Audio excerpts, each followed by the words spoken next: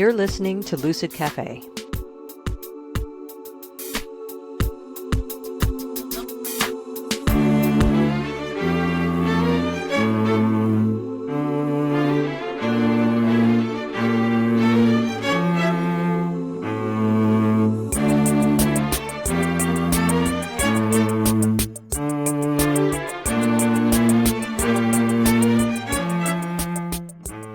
Hi there, I'm Wendy Halley. Thanks for joining me for another episode of Lucid Cafe, a podcast exploring healing, consciousness, and the complexities of being human. Today's episode is brought to you by my old pal, Jackie. She reached out earlier this year and suggested that I have a conversation with her friend Taylor Ellwood, who's an author and self-proclaimed nerd, about his magical practice. Taylor is a mighty dedicated practitioner of magical arts and has written an impressive number of books sharing what he's learned over the years. His practice is an amalgam of different traditions plus a good dose of experimentation. His seemingly insatiable curiosity led him to create his own systems of magic, exploring topics he's interested in like space-time magic, pop culture magic. Today we talk about elemental magic and his latest book, Walking with Elemental Spirits, How to Work with Elemental Spirits and Get Consistent Results. Please enjoy my conversation with Taylor Ellwood. Taylor, thanks so much for coming on the show. I really appreciate it. Thank you for having me. I'm so thrilled to be here and happy that we were able to work this out. Yeah, me too. I didn't know if it was going to happen, given our crazy schedules. Yeah, well, the stars didn't look like they were going to align, and then suddenly they did, and here we are. Yeah, I was wondering if maybe you worked a little magic to make my Saturday open up. I didn't, but I'm not gonna complain that it did. It'd be good marketing for you Oh yeah, if you just sort oh of yeah, said, "Yeah, I totally did that." Yeah. yeah. Well done, me. All right. Yeah, I'll claim responsibility for the things that I know I've done, but in this case, I can't claim that Okay. responsibility. Well, integrity, that's a good thing. As I was saying before we started recording, you're quite prolific. Can you tell me a little bit about the scope of your writing? Sure, I've written at this point over 45 books. Actually, What? working, yeah, almost done with book number 46, and I've been writing since 2002. I have written about three books on, well, no, about five books on business. And then I used to be a business coach, so did that. I've written about 12, 13 books on fiction, superheroes and zombie apocalypses and stuff like that. And then I've written a ton of books on magic and the occult. And my most recent book that just came out is called Walking with Elemental Spirits. It'll probably, by the time this show airs, it'll probably been out for a few months, but it's all about elemental magic and how to work with the elemental spirits. And so that's kind of me in a nutshell. And my website for anyone who's listening is magicalexperiments.com. Great. All right. Our conversation is going to be focused on your magical work and writing. Let's start from the beginning. What was it that transpired in your life that said, yes, this is something I want to pursue? I want to incorporate magic into my life. I first started practicing magic when I was 16, and I think in most people's teenage years, we're looking around, we're trying to find answers. I mean, I think we are all of our lives, but the teenage years are notable for that. And so for me, ironically enough, at the time I was a born again Christian, but I had yeah, and there's just fundamentally something that just didn't work for me. I'm not going to knock anyone who has Christianity as a particular belief. For some people it works, for some people it doesn't. It didn't work for me, and that's okay. I didn't feel like all the answers could be found in that particular religion, and I was doing a lot of searching and discovery. And I had a friend one day. He wasn't a friend at the time. He became a friend, but I was reading a fantasy book, and he came up and he started telling me this wild story about how he had astral projected and encountered demonic spirits. He was doing it to try and freak me out. The last thing he expected was for me to very quietly look at him and say, "So magic's real?" And he's like, "Yeah." And I'm like, "Well, then bring me proof. Bring me some books to read. Show me some stuff." And so the next day he brought a couple books in, a couple pamphlets and other things, and I read through them and did the exercises and devoured them. And by the end of the week, I was over at his place reading more and starting to practice magic. And that was kind of the start of my journey. And I'm at the time of this recording 45. I might be 46 by the time it airs. And so I've been practicing magic for about 30 years now. And it it gave me the permission to ask all the questions that I wanted to ask and find the answers that I wanted to find, but it always continually gives me more questions and more answers to look for. And I think that that is something that I really appreciate about it because I have insatiable curiosity. I want to learn about the world around me, and I don't limit my studies just to magical studies. I actually just finished reading a book the other day called The Process of Life. It's a book about architectural design and how to build structures in a from a very organic place in terms of how you build it and gradually unfolding from the center and with system structure preservation. I'm not interested in being an architect, by the way. So why am I reading it? Because I thought it would be really interesting in how it might inform my approach to magical work. And so, I share that because I think that you can find answers outside of even just people tend to specialize a lot, and I won't say everyone, but a lot of people specialize, and I think you sometimes you have to branch out of that specialization and explore the world around you from many different angles, and that basically sums up the way that I approach my life and my work, both spiritual work, writing, art, and also even my day job. No, that I think that's cool because I think you can get stuck in a mindset, right? And to expose yourself to different ideas and different philosophies, different practices can kind of help you get outside of your own box that you create for yourself, that we all create for ourselves. So, what was it about practicing magic that helped you answer questions, the big questions, I'm guessing? Well, big and small. uh, it's because with magic there isn't a a specific creed at heart. I mean, you have different paths. So, I mean, you might have like Wicca, for example, where the law of threefold return and all that. I never got into it, so I'm not going to comment on any further than that. Or you might have Thelema or other various other branches or schools of magic. I never got into a specific school of magic. I kind of just branched out. I started out with elemental hermeticism. So I was studying elemental magic. I was studying the hermetic principles of as above, so below, as within, so without. I got into neo shamanism, and then I graduated from there into ceremonial magic, chaos magic, Taoism, Dogechen, and a bunch of other things, and came up with a whole bunch of different systems of magic of my own. And the reason I bring all that up is because for me, I was always the way that I found that it allowed me to ask and answer questions is that it really allowed me to delve into the mysteries of the universe and explore these questions from a place that found my where I found the answers through the spiritual practice, but also through the various disciplines that I studied and applied toward those spiritual practices. And it really came down to this, I think, and I think this is really important. Living your life, you're never going to have all the answers. You're always going to have questions. But the beauty of at least the approach that I have is a saying that I say, which is this: challenge what you know by discovering what you can learn. And what it really means is this: what we know becomes our blinders. We know this thing. Well, how do we know it? We know it through experience. We know it through knowledge.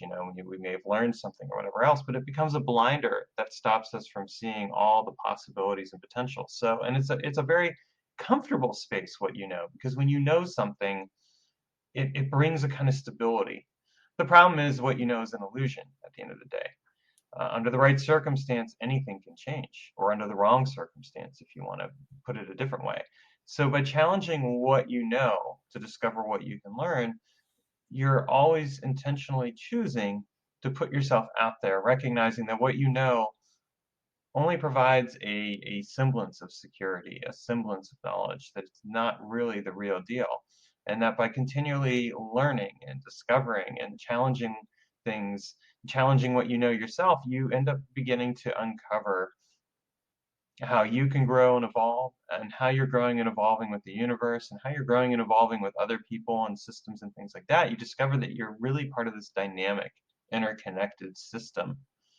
And it changes your approach because unfortunately, we live in a culture in the West, and I think really even just the world. I'll be very general here. My magical partner accuses me sometimes of being too generalized with my statements. Fair enough, but I will say that she's funny like that, but I appreciate it about her. She challenges what I know all the time so that I could discover what I can learn. Let me put it that way. That's one of the things I appreciate about her. But one of the things that I have found is that we've gotten to the point where we live in a very commercial society. We live in a society that silos things out. And the more it silos things out, the more separated and disconnected we become.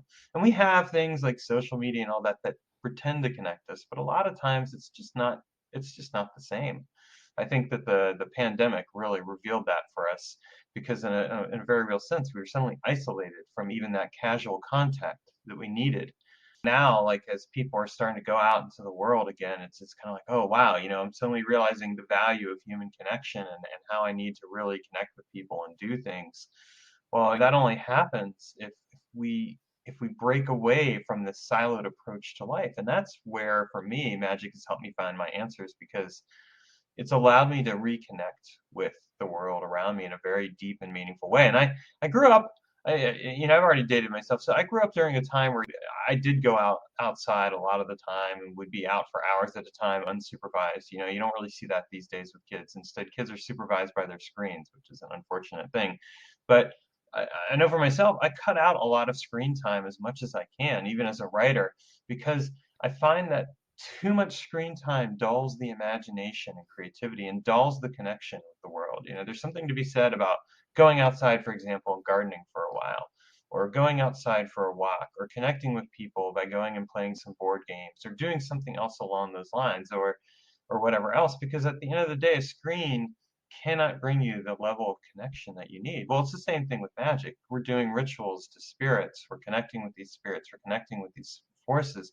We can't connect with them through a screen. We have to actually put ourselves out there and allow ourselves to experience them and embody that experience through ourselves, but then challenge that experience later on by bringing in more experiences and examining and experiencing these things as much as possible. So that's basically what sums up my path in a roundabout way of saying answering your question. Okay.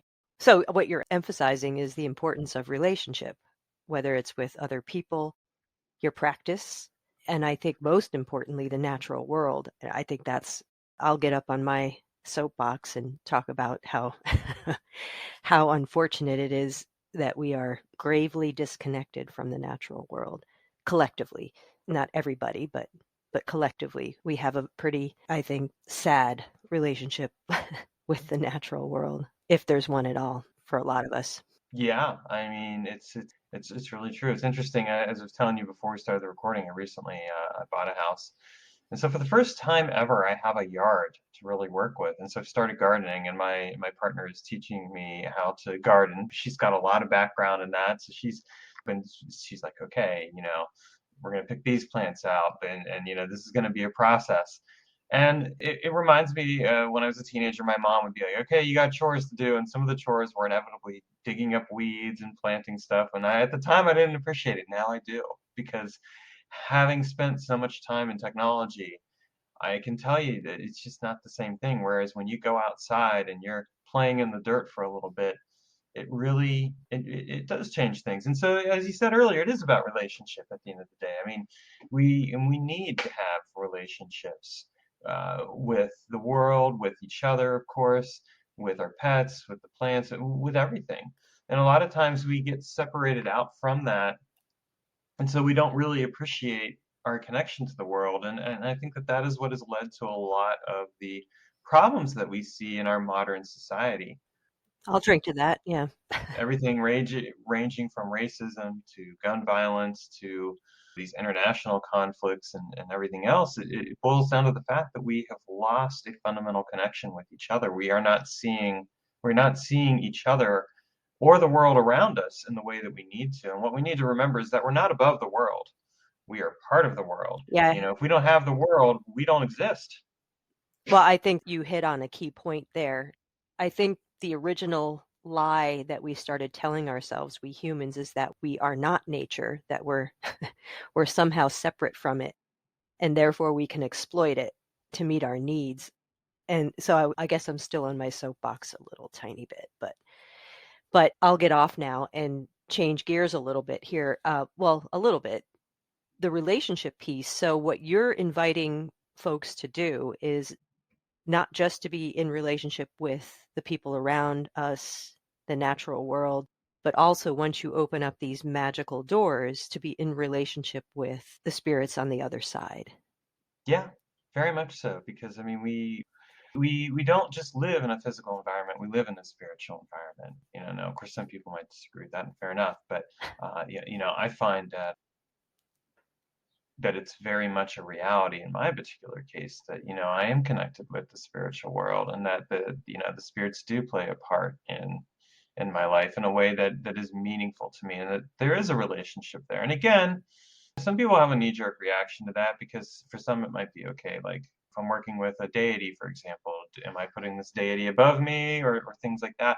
I'll tell you, my approach is this. Every type of spirit that I work with, whether it's an elemental spirit, a demonic spirit, an angelic force, or a deity, or whatever else, it is about working with, not working for, working with. It is about collaboration.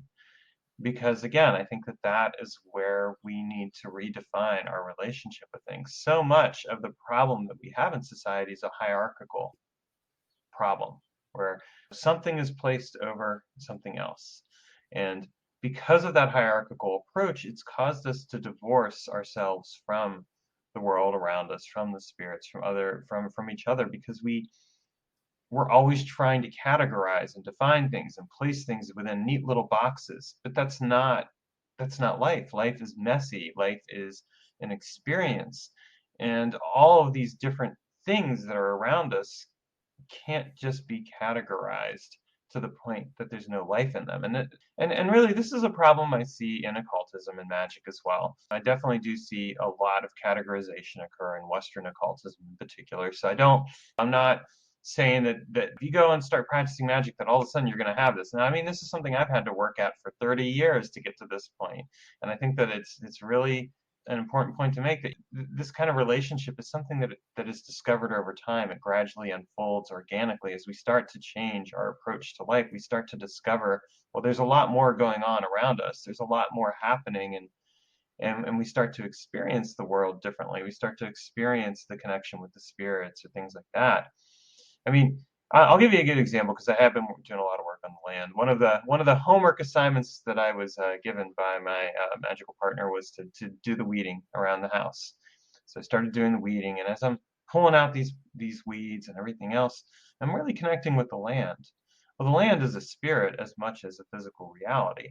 It's not separate from each other. And again, we've had this Cartesian duality where we separate the spirit from the body, but the spirit and the body are one and the same. The spirits are around us all the time. It's just a matter of whether we open ourselves up to them. So I'm working with the land, working on the weeding and everything else, and I just feel the shift in the approach to the work I'm doing with the land, because all of a sudden I'm feeling this intimate connection as I'm weeding. You know, I can feel the land responding. My next assignment is to work. There's poison ivy on the trees, so I got to start working on getting that off of there. And it's kind of an interesting thing because again, I'm sure that I will bond and connect with those trees as I'm doing that process. And I think that when we open ourselves to the world around us, we discover that the divisions and the categories and the definitions that we put into place are largely artificial. Very convenient, but the problem with that convenience is that it does create this comfort that allows us to ignore the discomfort. And by ignoring that discomfort, what we end up doing is we end up creating situations like we're dealing with, like as an example with global warming and climate change and all that. We have sacrificed, we have placed our comfort, the temporary comfort I might add, over the discomfort of being disconnected with the environment. We've placed our temporary comfort of categorizing things and everything else, and it's caused us to lose relationship. Well, now we're dealing with the consequences of that. That's a good point. So you've used the word experience a lot, Hmm. and I think that's a really vital part of someone's spiritual explorations is to have a direct experience. So I'm curious, how have your direct experiences changed you? Going back over the trajectory of your life when you opened these magical doors back when you were a teenager to now, how would you say it's informed you and who you are and transformed you? I think first and foremost, when you open yourself up to an experiential approach to the world, it helps you to become more comfortable in the world in a very real way because you're not blocking things out. I mean, certainly that was the case for me. When I started practicing magic at 16, of course, I was a teenager, awkward, young, trying to find my way, not very well liked. So, I was the nerd, and it it was one of those things where practicing magic gave me a sense of belonging instead of trying to fit in, which didn't work for me. And I think is something again where people often sacrifice themselves to fit in. They sacrifice a vital part of themselves. I discovered with magic that I could belong. That in entering in this and having these experiences with the spirits or whatever else, that I could have a sense of belonging and connection. Belonging to, I would say belonging to the world, belonging with those spirits, belonging to myself. gotcha, okay. Allowing myself to really to belong to myself. And I think a lot of times we give that up too. You look at the state of how people relate to each other a lot of times. And I'm not saying like having been married twice and not had those marriages work out so well, I can say that I mean sometimes you have to compromise. Some compromises are important. But there is at the same time there's also a necessary truth that you don't want to compromise so much that you just start finding yourself trying to fit in, trying to give Or you away. lose You yourself, lose yeah. yourself. So, for me, what magic has taught me over the years is how to have a better relationship with myself as well as the world around me and with other people. When I started practicing magic, as I said, I kind of had these initial experiences. As I continued to practice throughout my life, I started to become more comfortable with my body and to achieve an awareness and a connection with it that I probably wouldn't have otherwise. I became more comfortable with my creativity and my imagination, which is part of what has led to being so prolific as a writer and as an artist. And I became more comfortable with other people because I started recognizing like where I didn't have to give away something of myself in order to be around those people. And if I found that I would just naturally gravitate toward the people that were the right fit for me, where there was a deep sense of belonging. But when I talk about experience too, I'm talking about something a concept that I write about in some of my books, which is called experiential embodiment. And experiential embodiment is very much a case where we open ourselves up to the experience so that instead of trying to define things, define spirits, for example, like so often, if you pick up a grimoire or a book or whatever, you'll see like a catalog of spirits, and here's what the spirit's name is, and here's the correspondences, and here's everything else. And it's useful information when you start out. But one of the questions I've been asking is, what would it be like to connect with that spirit without the preconceived notions of what I would expect? Because with most of these grimoires, they'll say, okay, you're going to summon the spirit and you want the spirit to appear in a specific form and speak your language and everything else. All very convenient for the human experience, all very centered around the human experience, but not centered necessarily around the organic experience with the spirit. So for me, experiential embodiment was really about redefining the relationship in a way where I opened myself up to how the spirit would appear or manifest itself. And that might not be through visual things. We value our eyesight more than we value our other senses, unfortunately. But the other senses are just as important. It might be a tactile or kinesthetic experience. It might be a temperature experience. It might be something else along those lines. Well, by opening myself up to those experiences, I really began to appreciate the richness of life itself because I started to more fully embrace what it's like to live here and be here and what the miracle of having a body is. Because, when you think about it, a body is manifestation and it is our ability to manifest. So many people with these different religions and everything else are so that they want to leave, they want to move on to the next thing, they want to move on to nirvana or heaven or whatever else, but what they don't realize is they're giving up the body experience, which is something that they'll never get back. It's pretty extraordinary if you think about it, yeah? The being in a physical very dense body that has all of these sensory experiences, it is actually quite a gift if you think about it. All of the enjoyment and then all of the not so enjoyable aspects of it, they all lead to a growth experience of some sort. And so it's a rich opportunity, I think, for us to have this experience.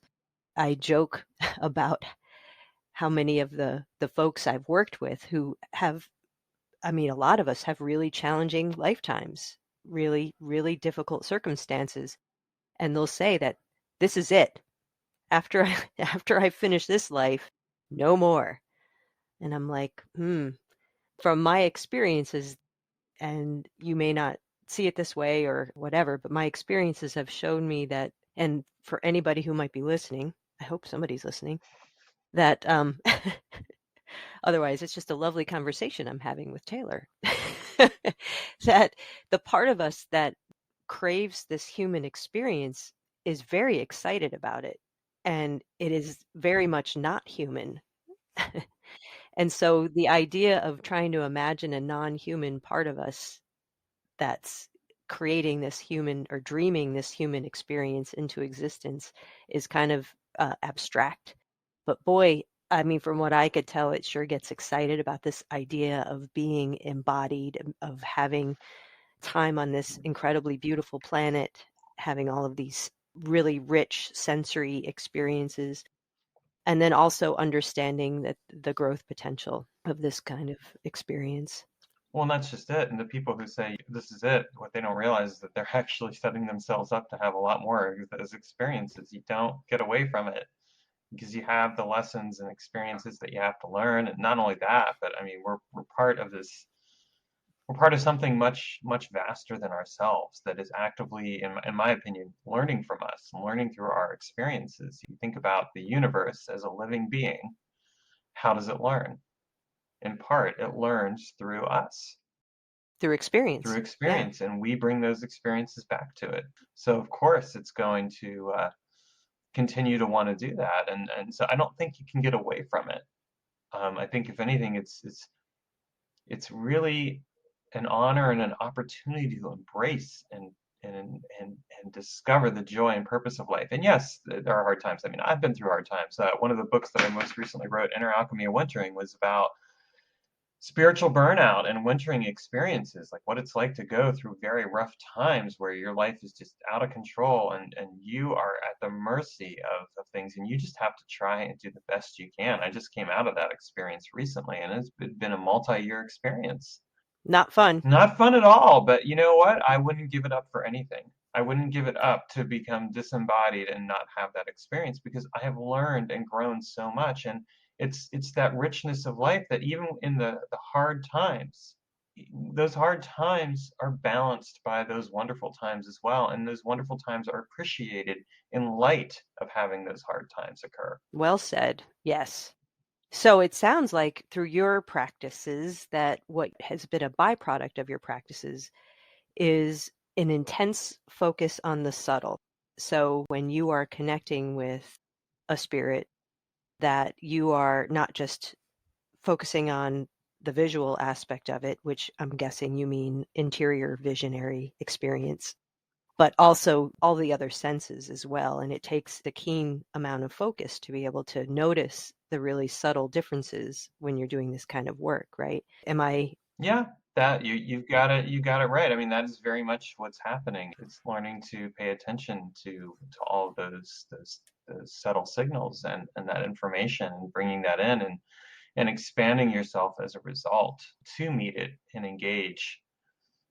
It's really the same thing where we have access to all of that even in our everyday life. I mean, when people talk about their intuition, your intuition is a sense, it is an awareness, it is an experience that you can open yourself to. We have more senses than the five senses, I'll put it that way. I think that the five senses is just a very, again, this goes back to this Western culture thing of trying to define things and separate stuff out. Well, when we define things to that point and we separate stuff out, we miss out on the subtle experiences, the richness and depth of things.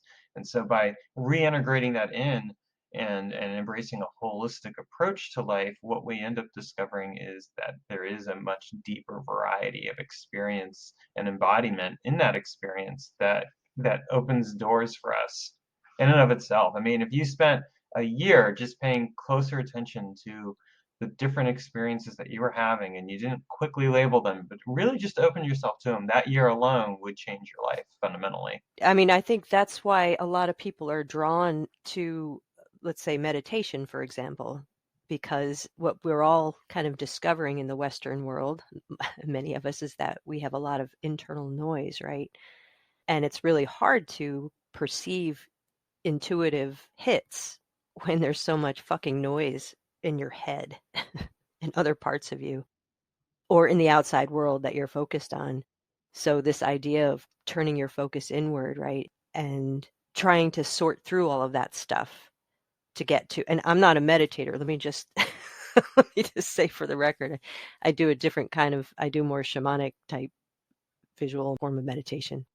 So I'm not an expert in meditation, but I'm just curious if that's what a lot of people are experiencing when they're exploring that discipline, is that they're getting exposure to these subtleties when they're sitting quietly and focusing inward. I can only speak to my own experience. I'm not going to speak for other people per se, although it might be true. But I mean, I think that when and I do many different forms of meditation as well. So I've done, shamanic work. I've done, like, I do Taoist Qigong body work. I do, of course, just, regular meditation, all that. So just to make that point. But I would say, for myself, at least, in doing that kind of work, it has definitely opened up the doors of experience to me because I am paying more attention. I think when we enter into a very intentional relationship with our body, we discover all the things that our body has been trying to tell us all along. Your body has its own intelligence, it has its own awareness. Hell yeah.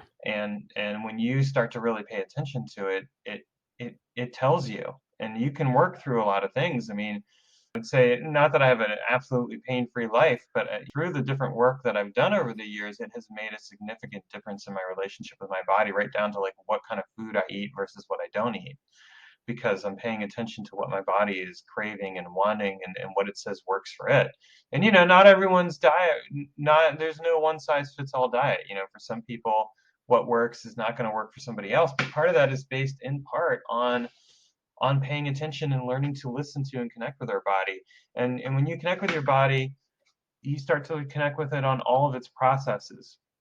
Something I'll speak to here, because I think this is really important to speak to, is that for a lot of people, the main focus on their bodies is sex.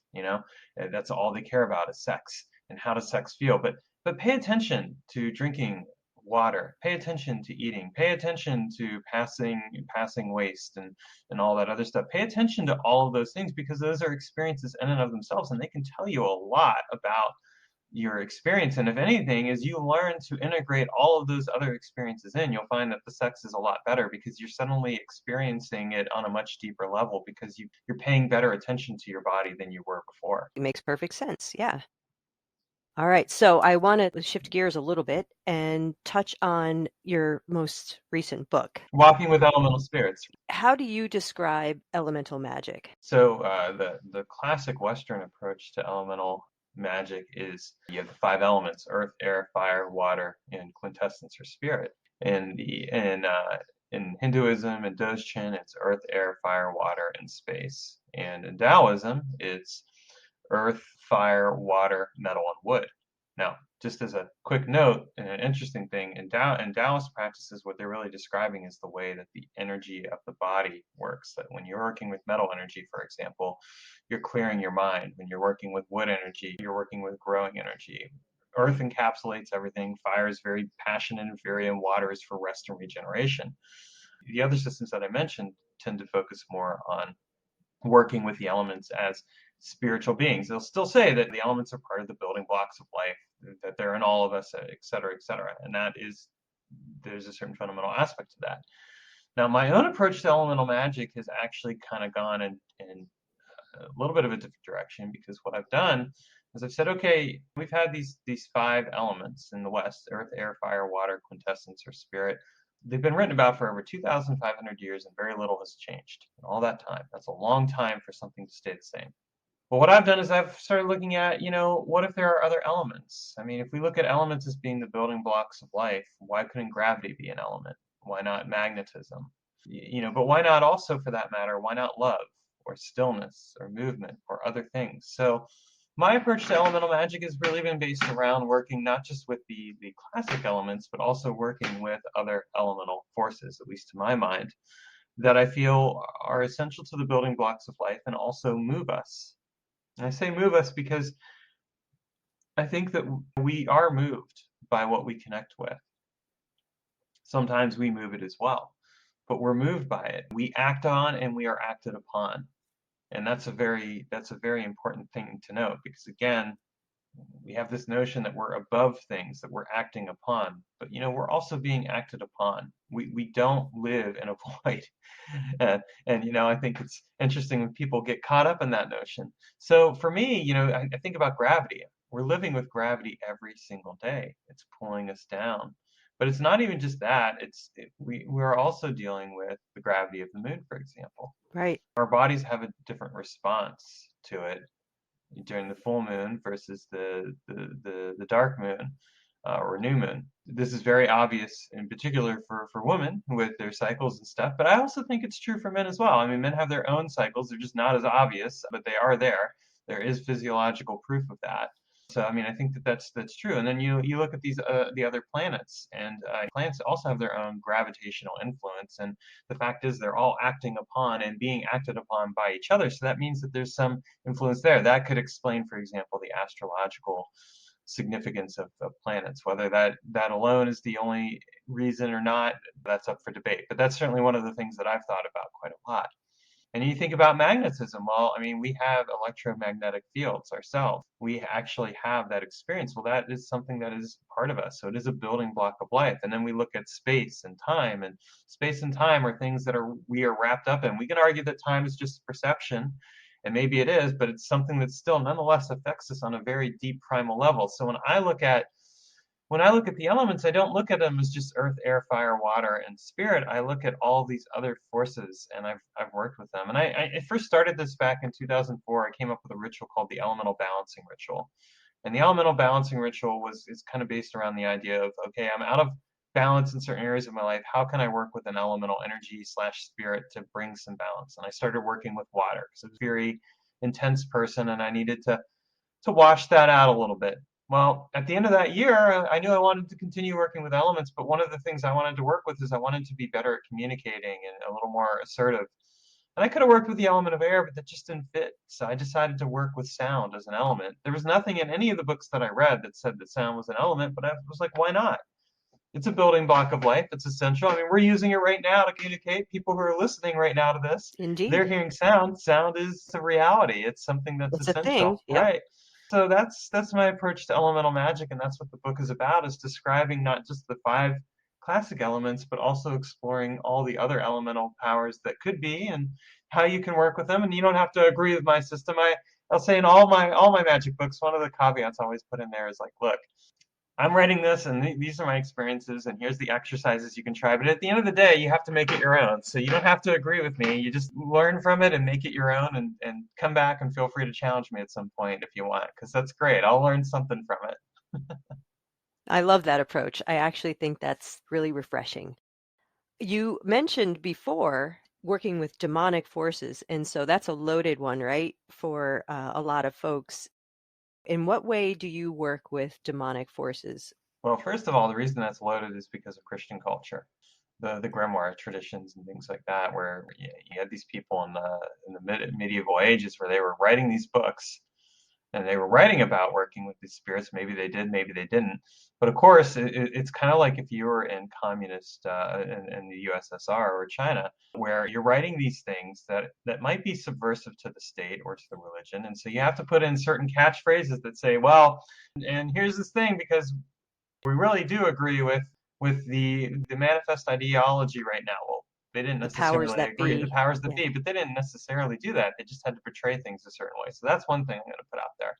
The other thing I'm going to put out there is that if you look at the original the root word of demon, it's really daemon, and it means a spirit of wisdom and knowledge. And these were spirits that were worked with, for example, in ancient Greece. Each person had their own personal daemon they could work with. So when I talk about working with daemonic powers, not demonic, but daemonic, I'll just put that stress out there.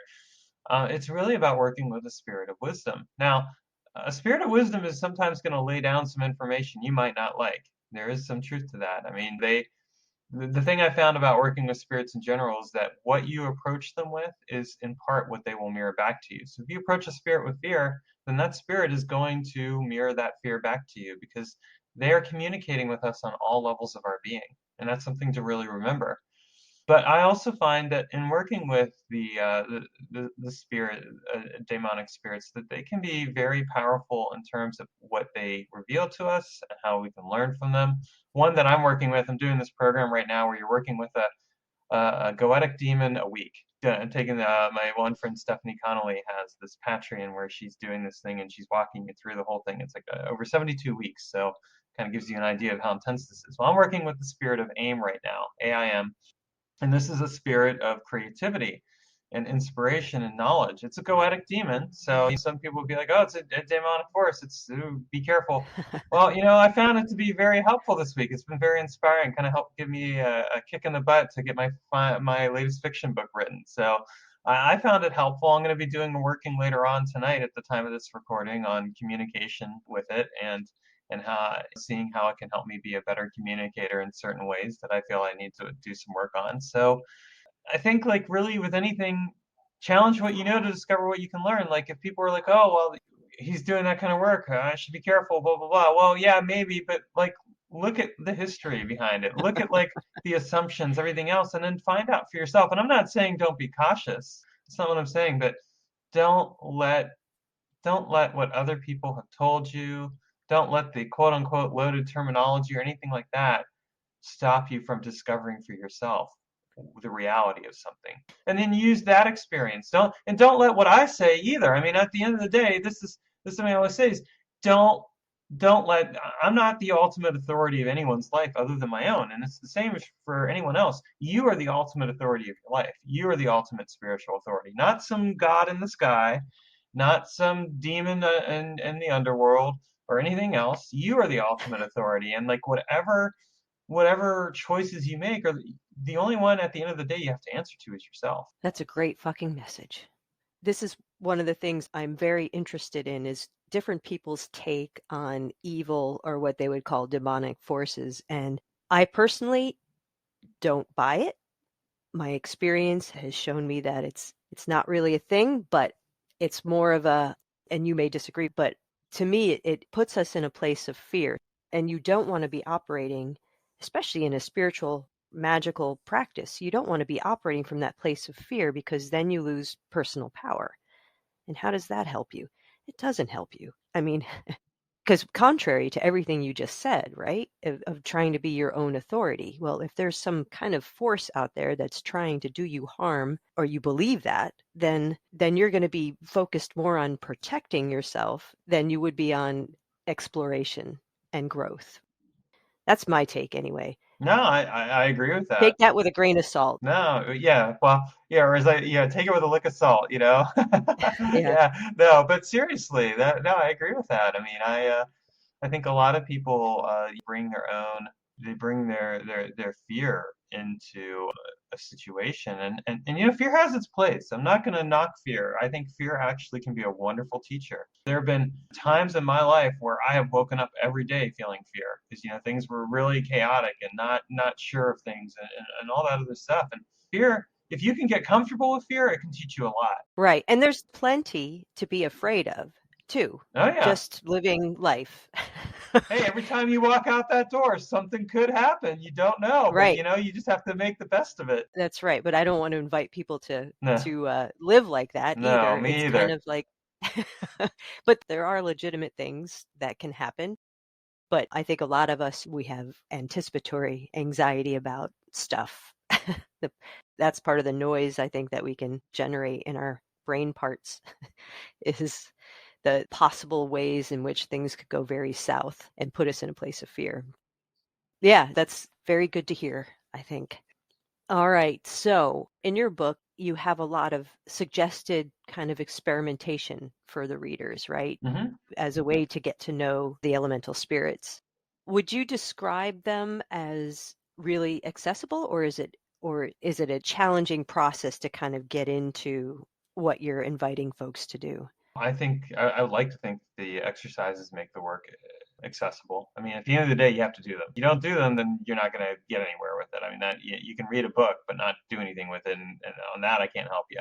But if you're willing to do the exercises in the book, they are designed to be to provide some accessibility. Now, one thing I will say about it is it also requires some work. It's easy to sit down and read a book. You can read a book in a day if you really want to, sometimes quicker than that.